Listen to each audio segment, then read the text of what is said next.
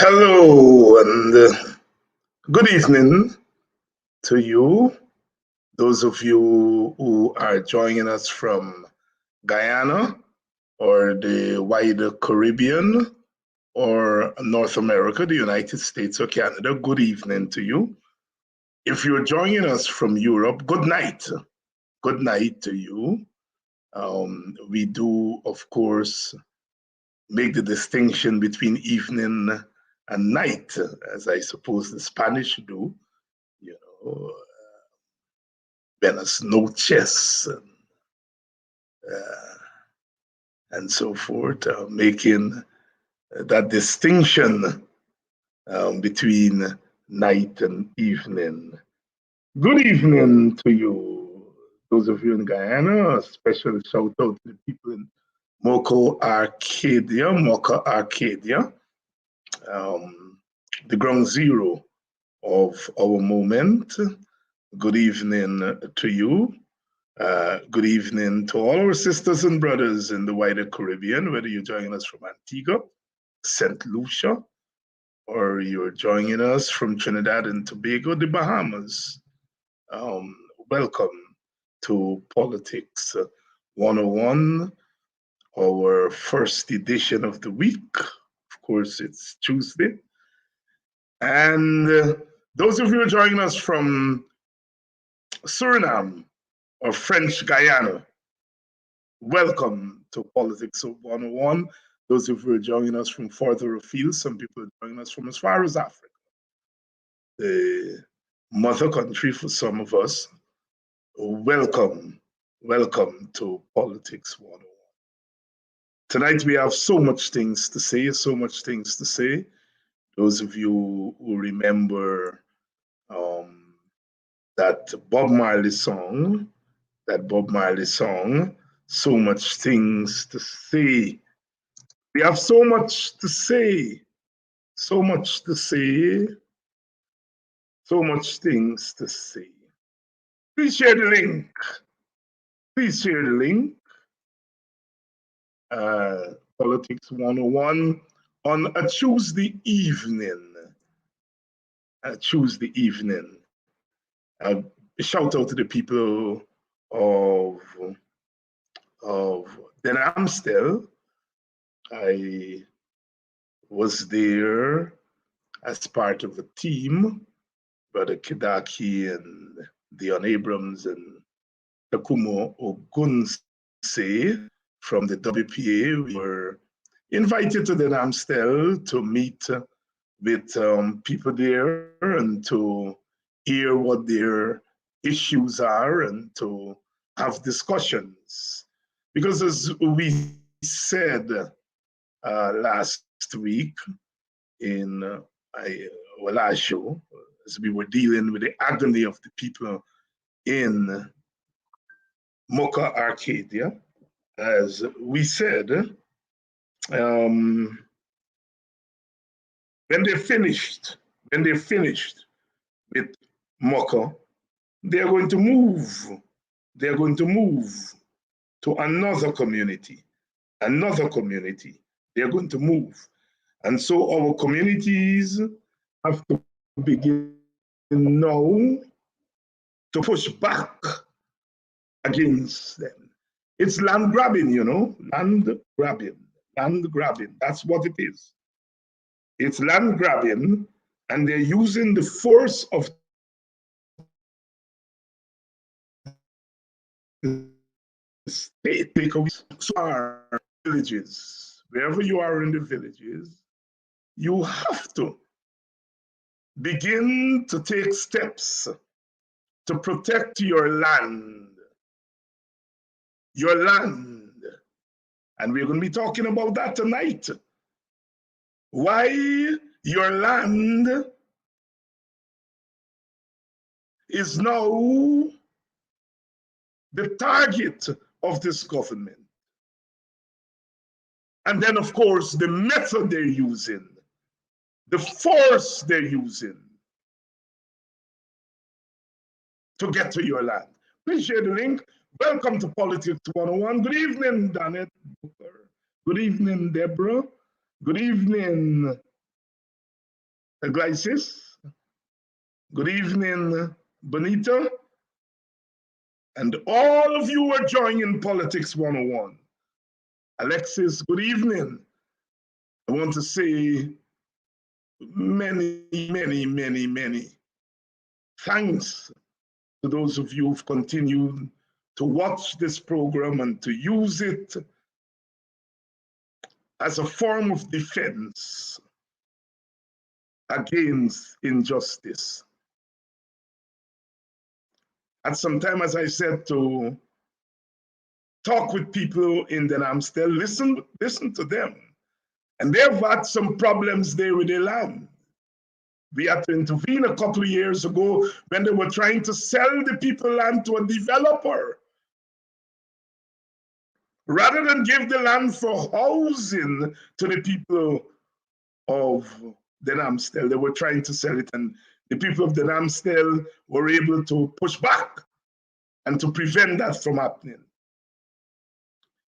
Then when they were not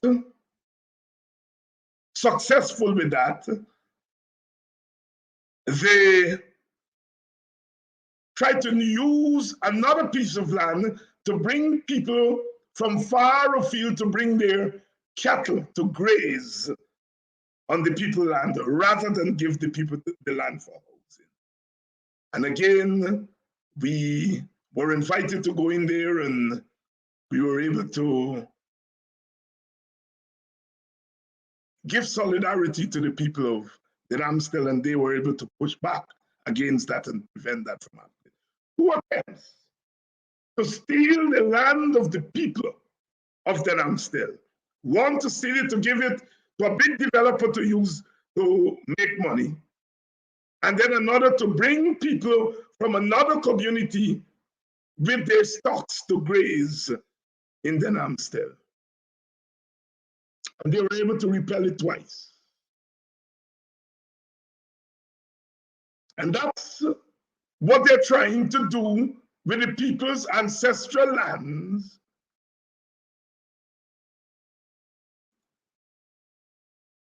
at Mocha, Arcadia. To take the land, steal the land from them, and give it to big developers.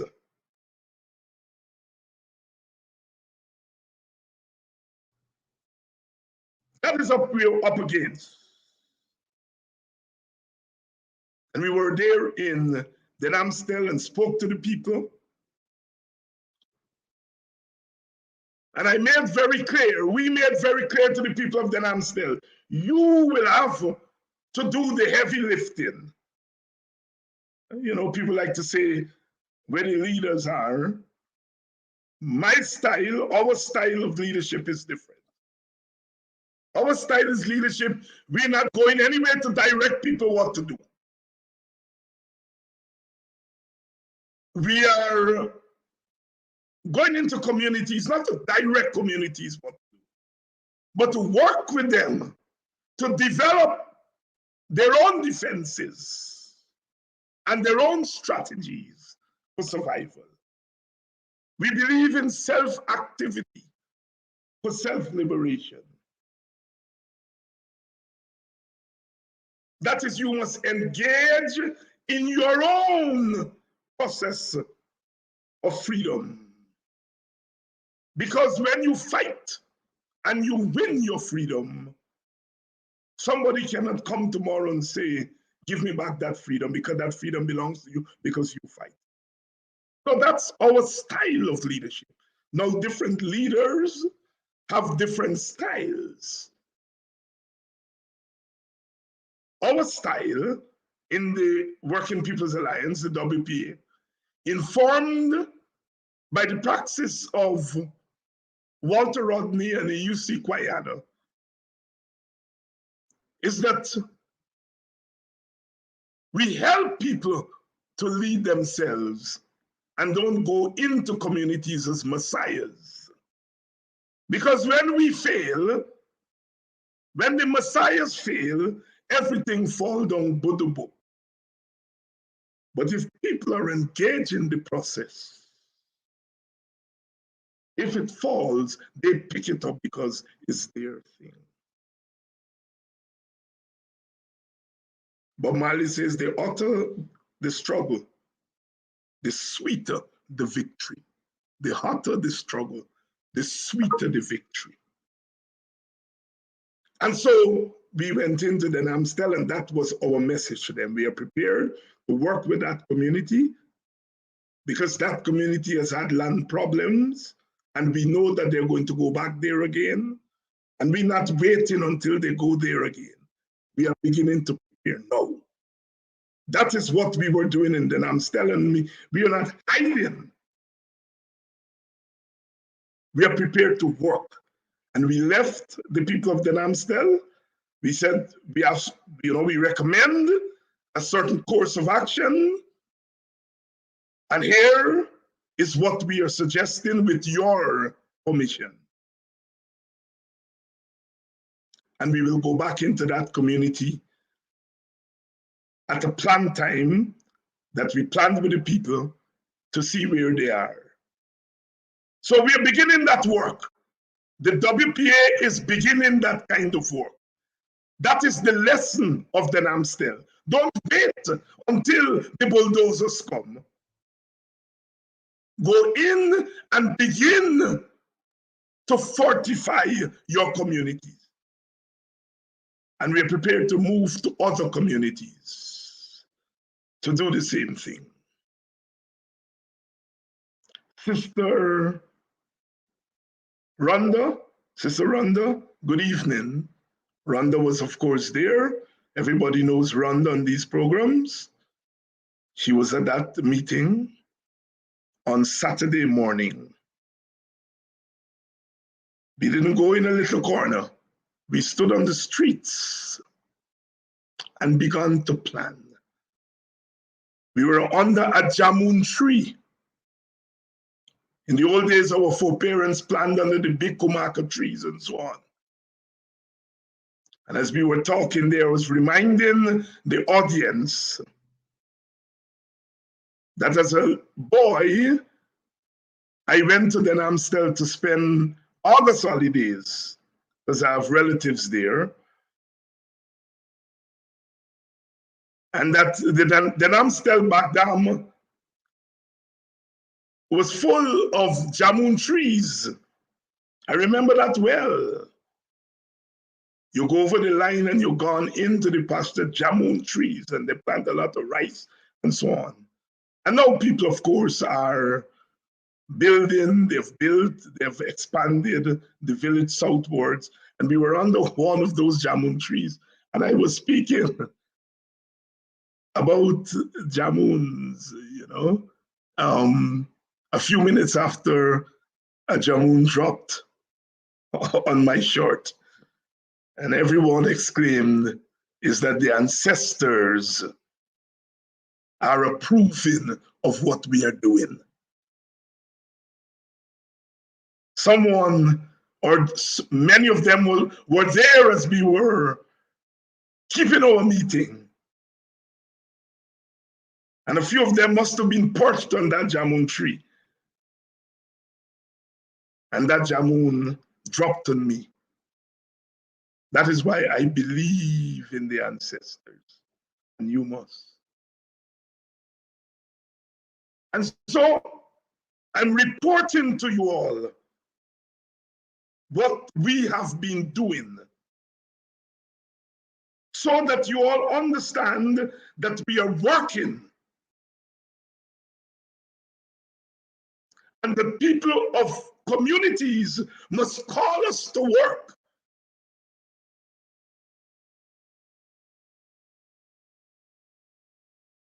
Our style is different. I met with the leader of the opposition, as I reported here, and I told him that we in the WPA were going into communities. Part of the reason is that we don't want to fight among ourselves. There are things that we in the WPA do in our own way, and there are things that the PNC does in its own way, And there are things that the AFC does in its own way. And we ought not to be fighting. We ought to be bringing our strengths to bear in our community. And so I told Mr. Norton that I and the WPA would be going into communities to do work. So I don't want PNC people, because I remember a few years ago, WPA, we went into Denhamsdale, and some PNC people in Denhamsdale were telling people not to come to the meeting. David Hines starts doing this. And I remember we had over 100 people in the school room where the meeting was kept, and they said, well, the PNC people in the village tell we don't come to listen to David Hines because he just starts stupidness, and we come to hear the stupidness. And that was the beginning of the relationship with us in Denhamsdale again. And at that time, they were fighting to get the developer from snatching that land. And together with our help and the PNC help, we were able to save that land. And of course, the input of the people of Denhamsdale. So, as I said when I spoke for a few minutes, that this is your land, this is your ancestors' land, this was not given to you. This land, like other villages and other pieces of land around Guyana, this land is watered with your people's blood. It is littered with the bones of your ancestors. It smells like your ancestors. And you must defend it. The lesson, the big lesson of Moko is that we have to plan ahead. These people, it is very clear. There's no love coming from them. There's no goodwill coming from them. They want to thief, to steal our birthright. And if we don't give it, they prepare to use the sledgehammer of the state to take it away from us. We ought not to wait until night comes to take fire stick to look for what we can see in the daytime.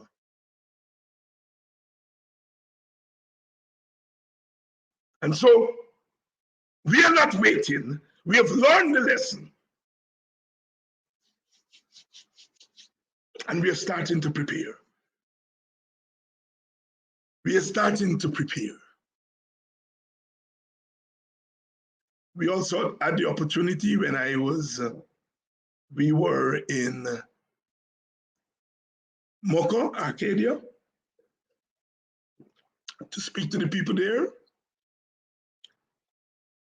And we intend to go back to that community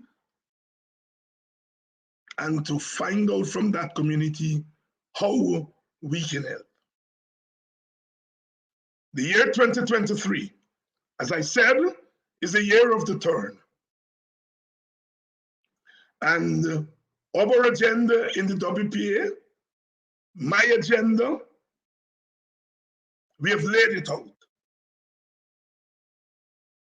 We are going to help our people protect themselves.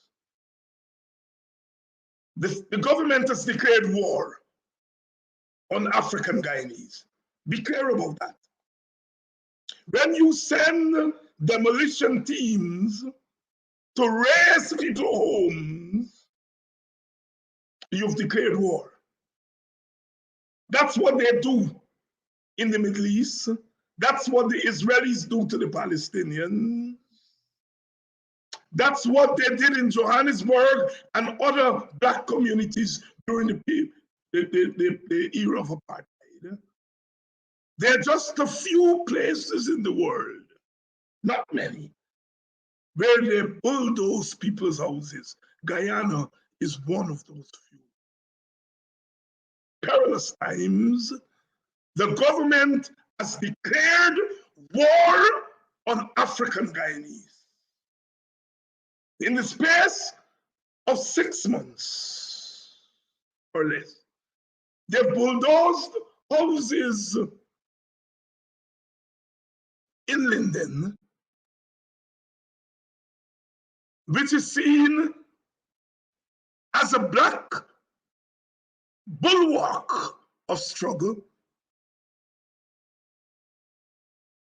They bulldoze people's stalls in front of the hospital where they're making a living. Black people, the darkest among us. And then they bulldoze the houses of those families. What more are we waiting for? Those families in Mocha Arcadia? If in 6 months, in a multi-ethnic society, the homesteads, the business places of one ethnic group is bulldozed in the most inhumane way. What the hell are you telling me with eminent domain and class and so on? It is clear what those communities have in common is that they're African Guyanese. And what the government looks like is that it is a government whose face is Indian Guyanese. What are we waiting for?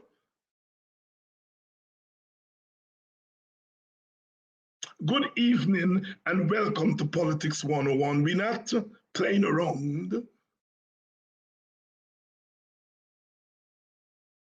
Those of you who want us to visit communities, please contact Brother Kidaki Amsterdam. He's the organizing secretary of the Working People's Alliance.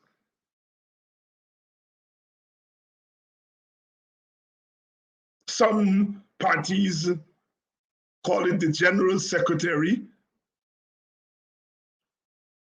He's our chief organizer. He's our chief organizer.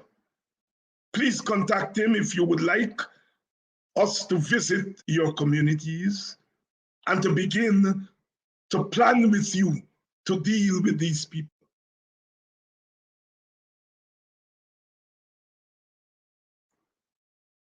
We don't have to wait to see anymore. On Sunday,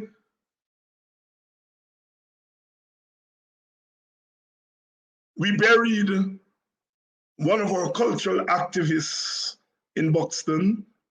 He was a member and supporter of the WPA, but we don't want to stress that. He was a cultural worker, a herbalist, a drummer, a poet, a philosopher, and we buried him on Sunday. And I don't often speak at funerals because, as I said, that Buxton and Guyana have given me the opportunity to speak at various forums. And when I go to funerals, I listen to other people speak and I listen to the pastors giving their messages and so on.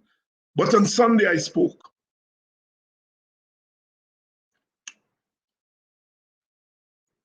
Because I wanted to stress on the occasion of that funeral that the person we was burying was first and foremost a human being. And I asked permission of the pastor I told him I wanted to be deliberate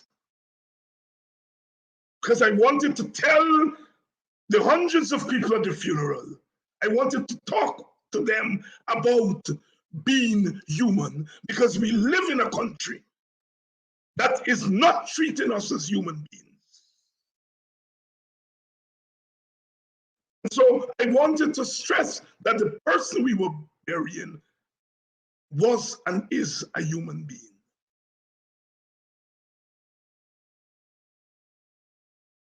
And I also wanted them to know, to remind them that person was African, lived as a Rastafarian, kept up the African tradition, never ashamed of being Black. He was human and he was Black.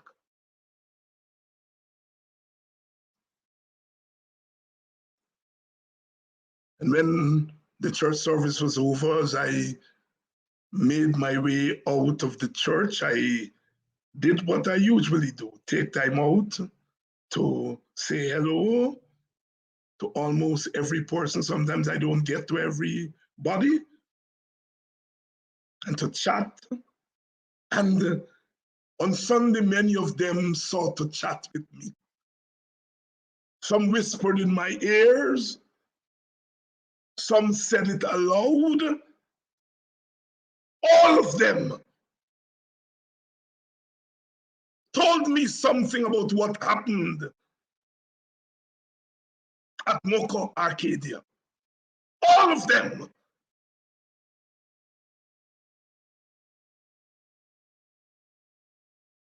One man said, David, you have to throw some more punches because in a boxing ring, if you don't throw punches, the referee will give the fight to the other side.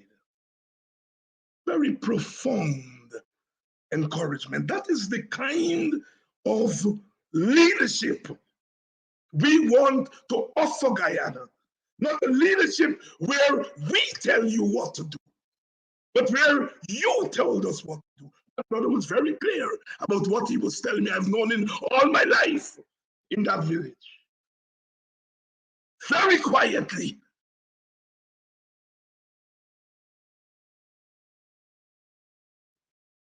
He's making the point that we've got to get more radical.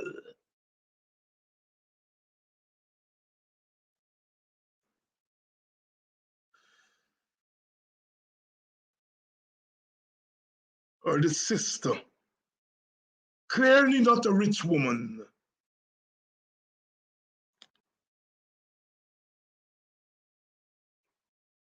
who thanked me for doing what I have done my entire life. And then she squeezed my hand and said that this is my contribution. And she walked away with the swagger and the sureness of the Black woman. I'm reporting to you all, or the sister who said to me, I listened to you last week, and one thing I heard is that you said today they will go and bulldoze houses in Mocha Arcadia, and the next day it will be another village and another village. And you ended by saying, and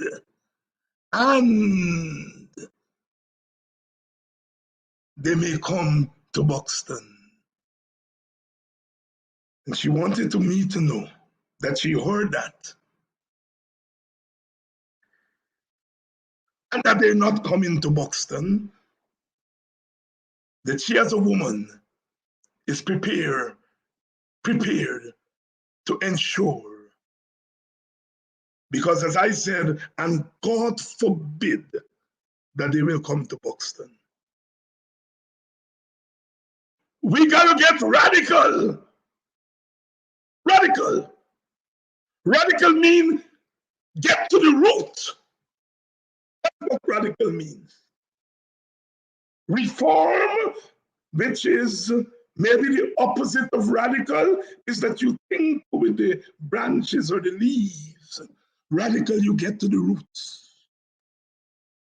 And those people at Buxton made it very clear to me, if you are prepared to throw punches, if you're prepared to be radical, we're with you, my brother. We got to get radical. Brother Bob Marley said so much things to say after he was shot in 1976. He said, I've got so much to say. I never forget no way that they crucified Jesus Christ. I never forget no way that they stole Marcus Garvey for rights. I never forget no way that they turned their backs on Paul Bogle. So don't you forget. No way. Do not forget who you are and where you stand in the struggle.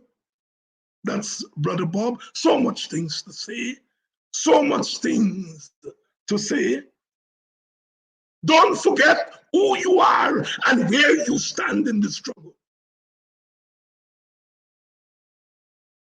If you're African, understand that where you stand in this struggle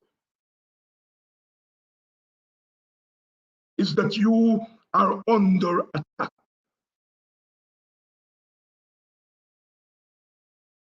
So much things to say. So much things to say. Don't forget who you are and where you stand in the struggle. Brother Bob Marley, they got so very much to say. I ain't come to fight flesh and blood, but spiritual wickedness in high places. So while they fight you down, stand firm and give Jah thanks and praises, because I no expect to be justified by the laws of men, the laws of men. Oh, true, they found me guilty. But through Jah's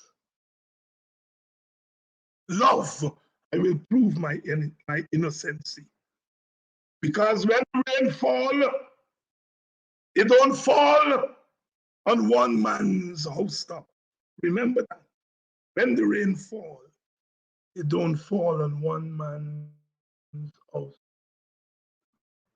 I choose that Bob Marley song because I think it tells us about our condition.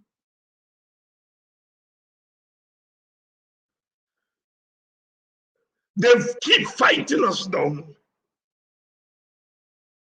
Every time we plant a seed, they don't want to see it grow. They tell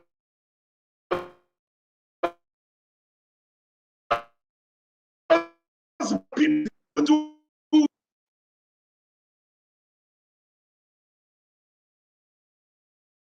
That man with the stocks, those pigs, millions of dollars worth of stock. Is he lazy? To watch them dig holes and bury that man's stock. Man to man is so unjust. To watch them destroy that woman's stock.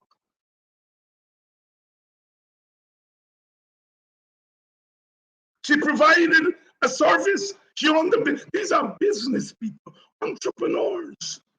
And they tell us black people don't do business. And we do business. And they send bulldozers to destroy the businesses. And tomorrow they will tell us that we don't do business. Black people, arise. This is not the hour to be asleep. Over the weekend, they sent me all kinds of messages. David Hines, you're using the race card. David Hines, you're race baiting. David Hines, you're a racist. My brother Lincoln sent me a number of messages that they cuss him. And while they're cussing him, they're cussing me.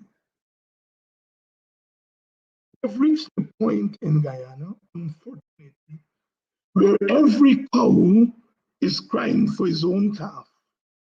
And perhaps African people are not crying hard enough for their own cause. We have reached the point where our brothers and sisters who don't look like us are prepared to watch us being murdered. And they justify it because it is the act of the government that they voted for. But you cannot expect other people to stand up for you if you don't stand up for yourself. Black people, get up, stand up for your rights.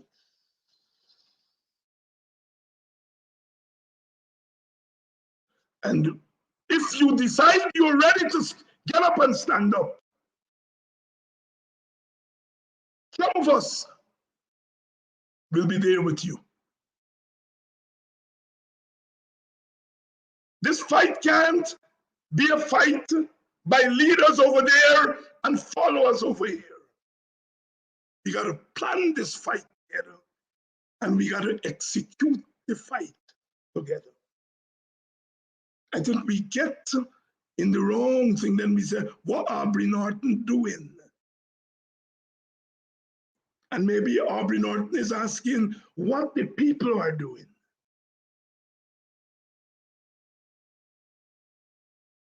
We are at that point now where we've got to make our mark. We've been hearing all kinds of narratives. The Americans don't want no demonstration because they don't want instability, and we've been hearing all kinds of things. And it's been 2.5 years. And we are being beaten down every day. The story of Mokum is a story of robbing Black people in broad daylight. It's not an individual who's robbing Black people. People are telling me about some Mohammed. Maybe I don't know if they don't give Mohammed the land, and maybe people want to fight that fight. But I'm not fighting Mohammed, I'm fighting the government. And if Mohammed is a benefactor, then I fight the government and fighting him. But if I fight in him, I'm not recognizing that it's the government that is this country. When one Mohammed go and another one take its place. Comrades, brothers and sisters, we got to refocus.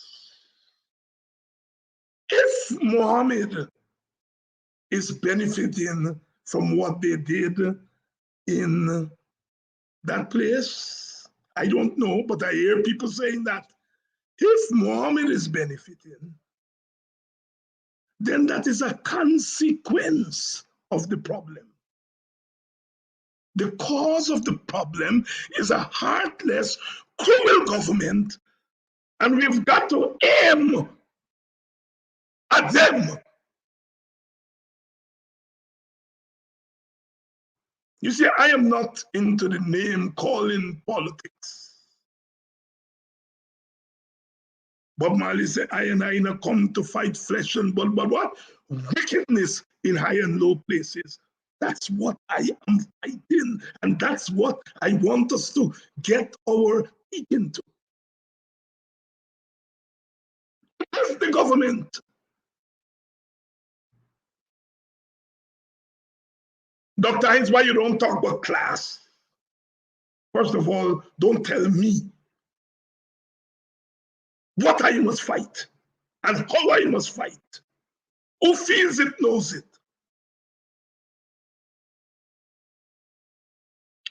There's a time for theorizing big theories.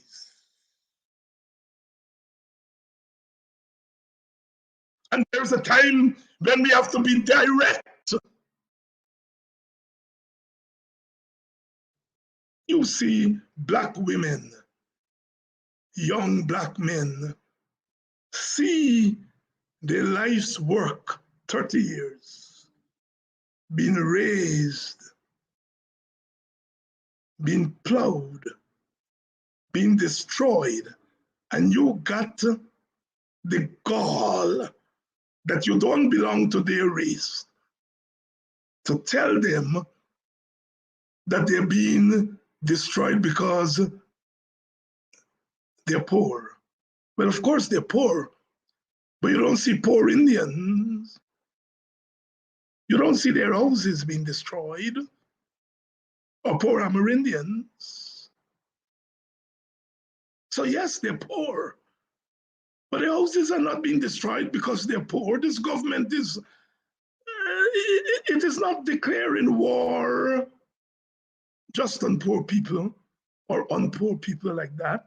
If it were, if this government was into the business of declaration of war on poor people, it would have been raising houses in all poor communities.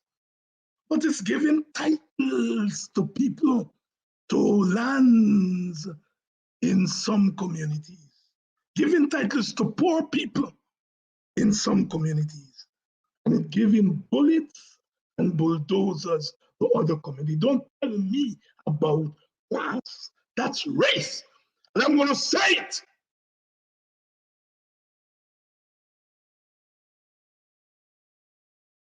And you know, we got this thing, I do it sometimes, where you say, well, it's not only Black people suffering, they got Indians suffering too. Well, we know that, but that's not the issue here.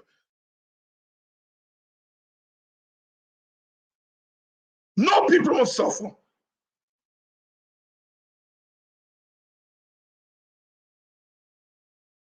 What do they know about ancestral lands? I will buy them. I will buy them.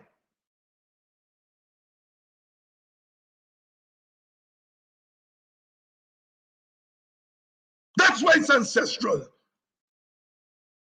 Blood, sweat, bones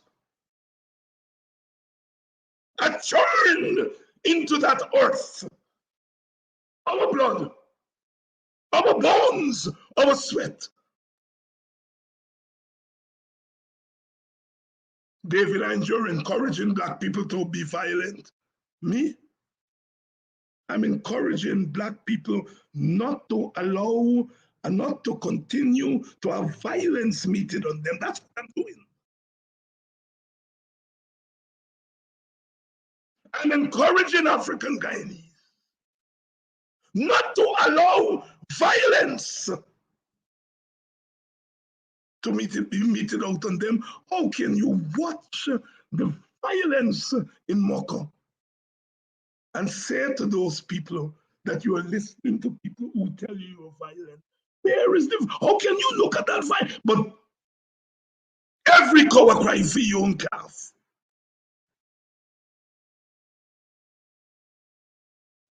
We have to decide whether Moko will be the last place they send bulldozers to, or whether we will continue to allow them to come into our communities and bulldoze it. That is the decision that Black people, whether you're in Mocha, you're in the west coast of Demerara, west coast of Bobis, that is a decision you have to make now. I can't make it for you. I am not a messiah.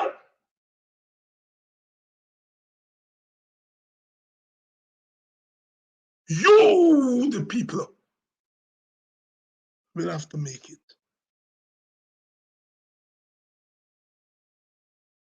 Sisters and brothers, it's the start of the year 2023. I would rather be talking tonight about something else.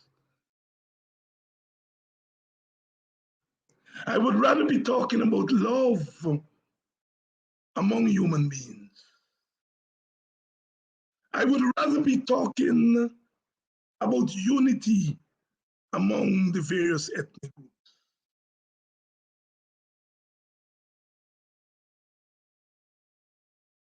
But I can't talk about those things when the livelihoods and the spirit of people who look like me are being crushed. There's a time and place for everything. And I can't come here tonight with the rage, the righteous rage of our people floating in the atmosphere. And I do not inhale that rage and exhale it. Exhale it. And from it, I can pretend that all is well. I can't come in tonight and talk about no oil contract. Not tonight. Not tonight. I'm talking about the social contract between government and people.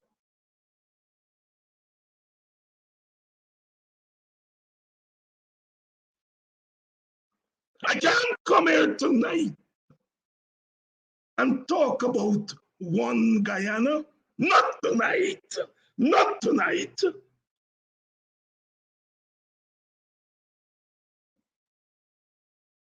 I have to talk about the way one race in Guyana is being treated.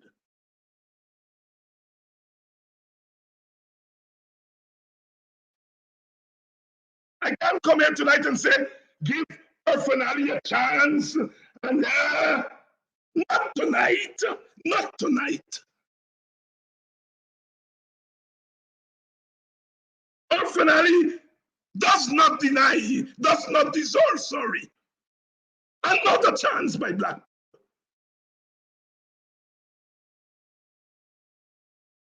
We are kind and loving people. We allow people into our communities, including those who we did not vote for. And I am not going to tell you tonight to stop being loving.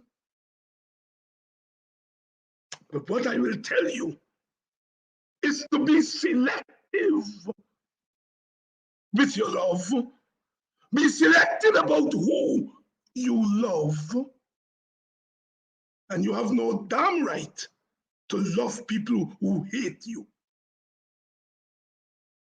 You have no damn right to love haters. You have no damn right to love bulldozers. Because that's what they are. The physical bulldozers, but the human bulldozers are those in the government. Be selective with your love.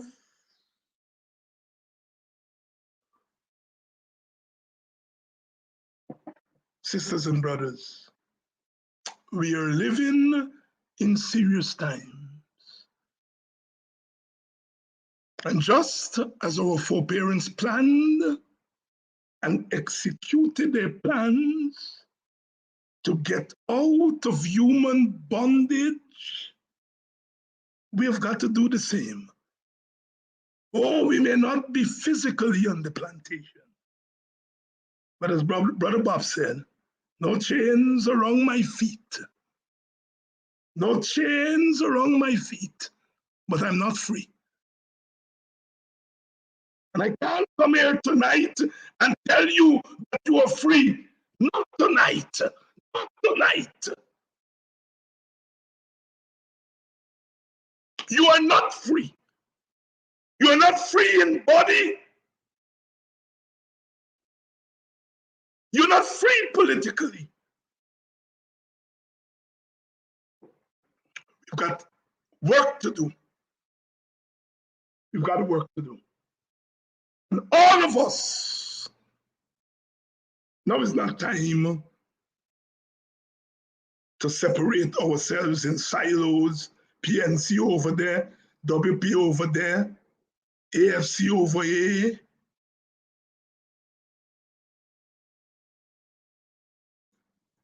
Now it's time for the meeting of minds.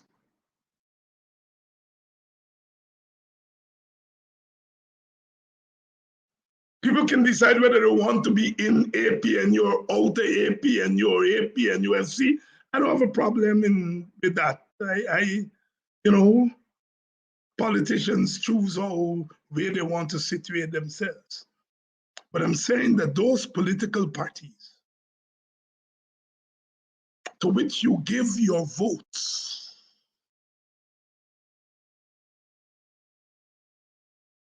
they have a duty to stand with you and by you.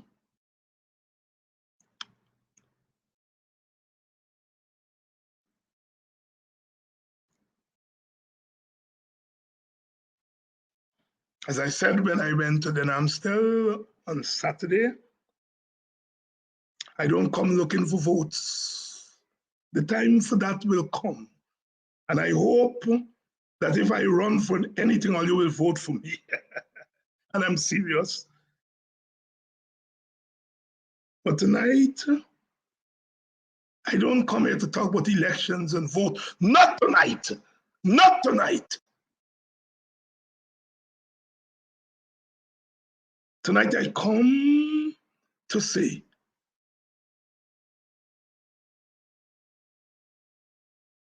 that we are in trouble, we are being attacked, and we must defend ourselves. Self-defense. I know some people are talking about retaliation and all that other thing. I don't use those words in polite company. Self-defense. Self-defense. If you're attacked, defend yourself.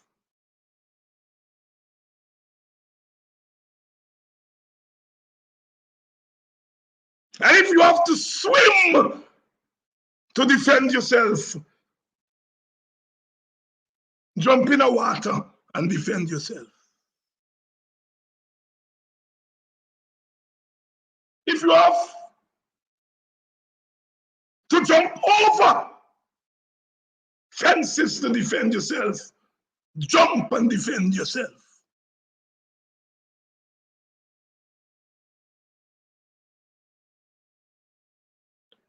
Brother Malcolm said, when you're under attack, defend yourself by any means necessary. Some people take that to say, Brother Malcolm said, defend yourself by violence. I don't think we're that stupid that we will find only one way to defend ourselves. Any means in that, if non-violence is necessary, then do it non-violently. If you've got to push back against violence, then do it that way.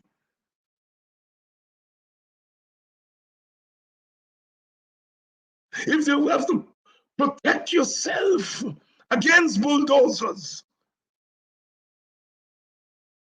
I'm mincing words, not tonight.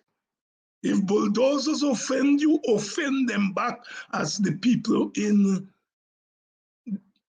Moko Acadia did. If your government offends you, offend it back. It's your God-given right.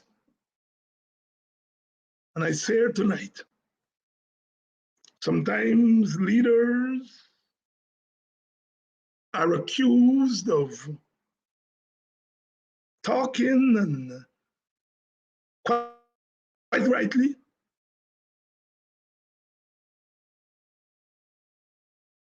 I've been in struggle since I was a boy, coming up to 50 years.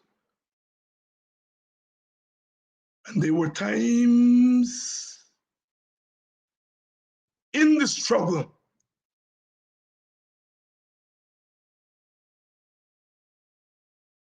I danced slowly. There are times when I dance fast. Some of us have the mark of struggle.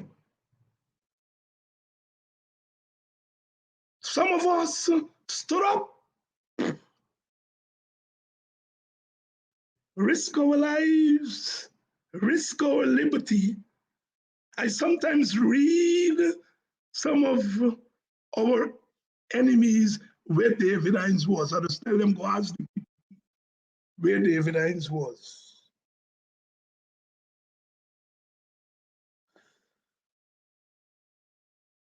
Where David Hines was when this was happening, where David Hines was when that was happening.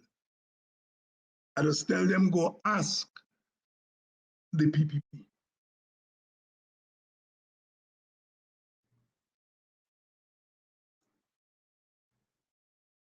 Cowardice has never been the hallmark of the African.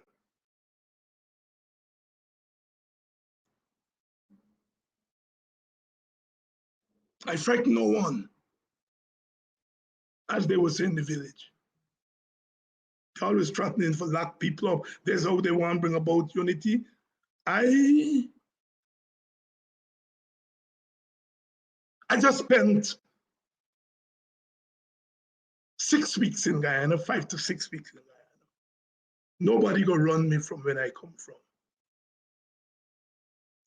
Because of the job I do, I get some time. And I spend that time in my country.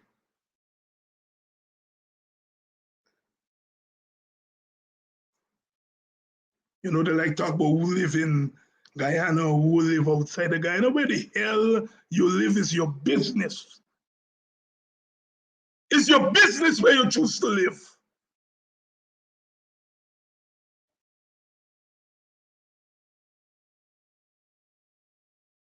What you do for your country is not determined by where you live.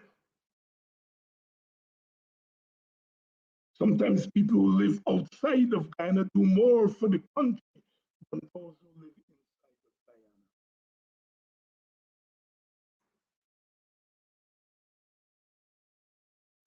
So I want you all to get off that nonsense about who live there and who don't live and all that kind of nonsense.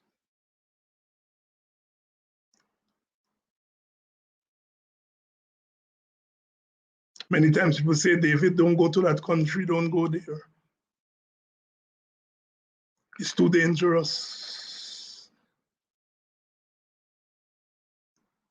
And I'm concerned, I am thankful for those who are concerned about my safety. And these are people in my family, close family, siblings, cousins, friends. I'm eternally grateful for those who are concerned about my safety. I am concerned about my safety. I want to live long. I want to be able to do the things that human beings do every day. But I will not allow that I will not walk away from this fight because I want to save myself. Nobody gonna run me from where me come from. I was born in this land. I will die in this land. Nobody gonna run me from where I come from. And that is why I spend part of the year going to my country, not allowing threats about locking up and who gonna do what and cybercrime law and this law. Brother Bob says in that song that he's not going to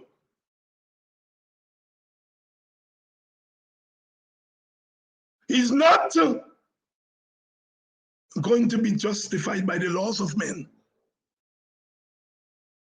but through Jah I prove my innocency. No among the laws will deter me. My community has done so much for me. My country has done so much for me. My race has done so much for me.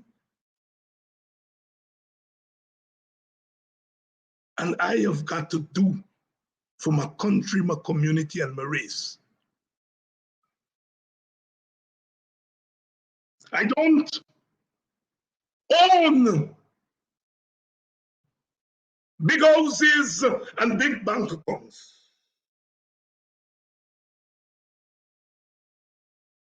But if God has blessed me with something, I will use that in the struggle for justice. I would not be here today. You would not be here today if our forefathers abandoned their duty during the period of slavery and colonialism. They died, they sacrificed, they shed their blood, they worked for nothing to make sure that you and I can live in this Guyana. And our responsibility must be to leave the land better than we meet it. We got to fight back. We've got to fight back. You know, some people always want to encourage you, you know, that times, how we going to fight back? This is what we must do. I've been in struggle, you know. And leaders who try to tell people what to do end up in bigger trouble because they want to direct the show how they want it to go. Wisdom cometh not just from leaders, but it comes from those who, what can I tell the people, those women and men at Moko? What can I tell them? They feel it, they know it. They have a lot to teach me about what we need to do. And together, we're going to confront the bully. Some bullies, you watch them in the eye, eyeball to eyeball.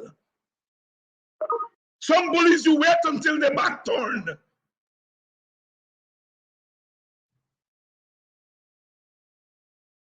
Our brother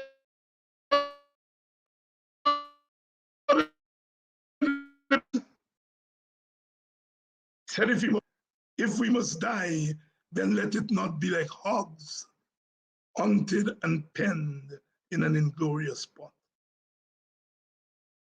And he ends his poem by saying, and for their 1,000 blows, let us deal one death blow. The poet, Claude McKay. For their 1,000 blows, search for the mark. Track them. We come too far.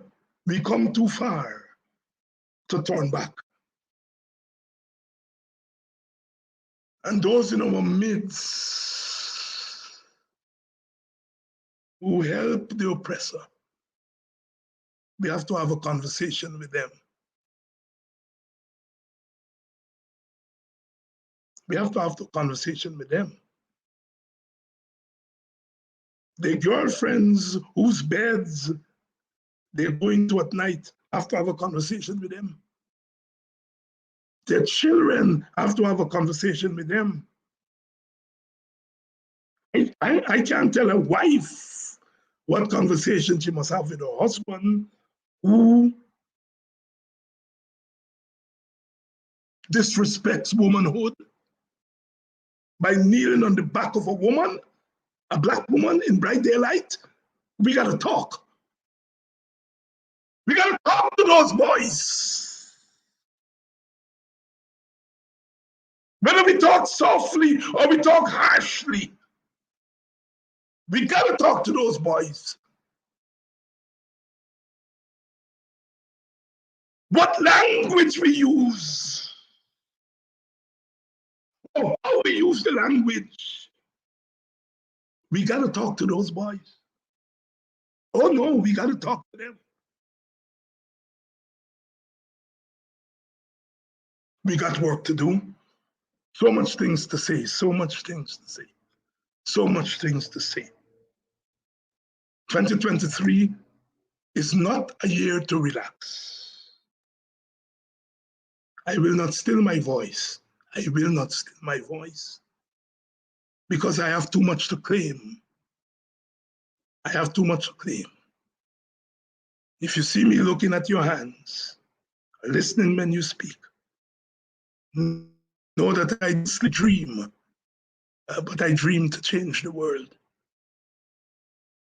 And you don't change the world without sacrifice.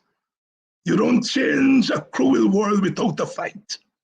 Without a fight.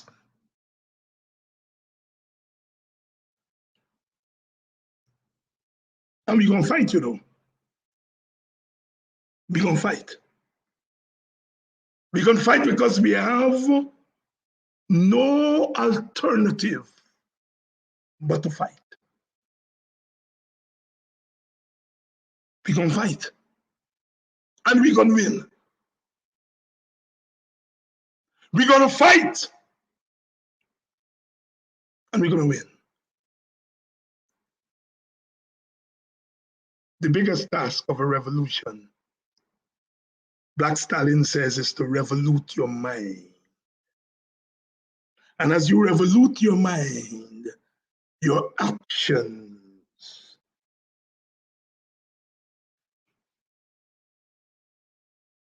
is Moko Arcadia going to be the last village where they will bulldoze homes? Ponder that question. Is Moko going to be the last village that they will mow down our homes? Are we going to be fools of the 21st century? Or are we going to be fighters for our freedom in the 21st century? I know the answer. You know the answer. And we know the answer.